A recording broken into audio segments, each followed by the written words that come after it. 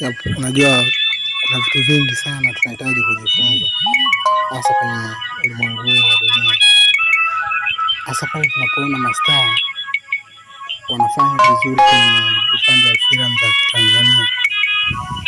Ni vizuri sana kwa sababu pambano letu sisi tuone mastaa wakifanya vizuri kwenye upande wa kanda za filamu Tanzania. Hilo ndio pambano letu sisi, na kwa sababu wanakuwa ni wasanii wakubwa na sio underground. Kwa hiyo pambano letu sisi tuone mastaa wanafanya vizuri kuliko underground. Of course tunakuwa hatuna lingine kubwa zaidi ya kuona mastaa wakifanya vizuri.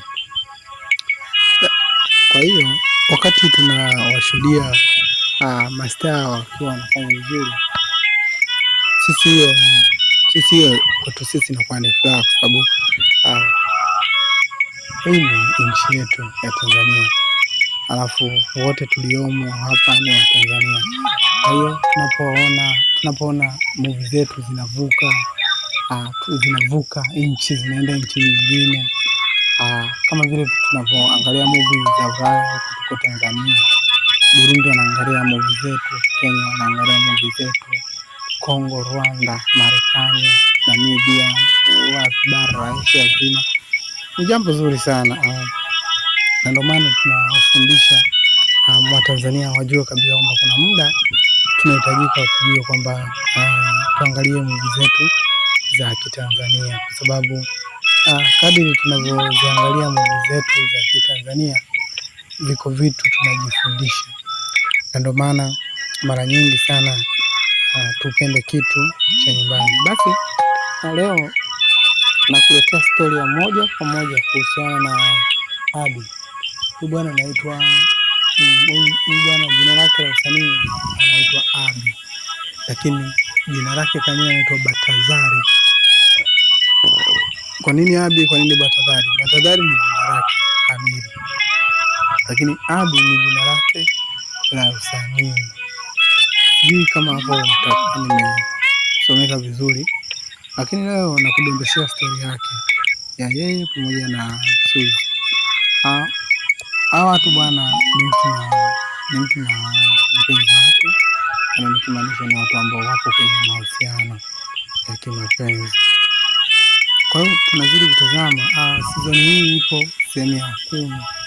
Nafikiri leo tunatazama episode ya 10. Kwa hiyo nataka niongee kitu kimoja kwamba mnapoiona sanaa inaenda mbele, kama Watanzania inatakiwa mjue ni namna gani mnaweza mkaisapoti sanaa kuitoa sehemu kuipeleka sehemu, sababu dunia leo kiukweli mambo ni mengi sana ambayo ukiyatazama mengine yanachosha, kwa sababu sanaa imekuwa kama sehemu ambayo mtu akiamka akilala anataka aifanye, kitu ambacho sio rahisi na sio bei rahisi, kwa sababu filamu ya Kitanzania sasa hivi inatoka leo na inachuja kesho, kitu ambacho sio kawaida. Kufanyika vitu vya namna ya hivyo sio kawaida, lakini pia kuna vitu ambavyo lazima uvijue kwamba hiki kitu kinafanyika, lakini kwa muda huu hakifanyiki hivi, kinafanyika hivi. Kwa hiyo nataka nikwambie kitu kimoja kwamba kitu ambacho unachohitajika kukijua kikubwa ni lazima ujue namna ya kufanya kazi kwa ubora zaidi, sababu utakapokuwa umefanya kazi kwa ubora, ina maana kazi yenyewe itakusapoti wewe pamoja na uwezo wako wa vitu ulivyonavyo. Sasa kwa nini nikwambie? Ni kwa sababu unaweza kufanya kazi vizuri alafu ile kazi ikasapoti kukulipa vizuri. Hivyo kila msanii ambaye anayetaka kufanya kazi lazima aangalie mwenzangu anafanya nini na anatoa cover yenye quality wa namna gani. Leo bwana niko na Abi na kudondosha story za Abi. Abi wakati naanza sanaa nafikiri wote tuliona. Kipande kijacho nitakuletea stori vizuri kuhusu jamaa.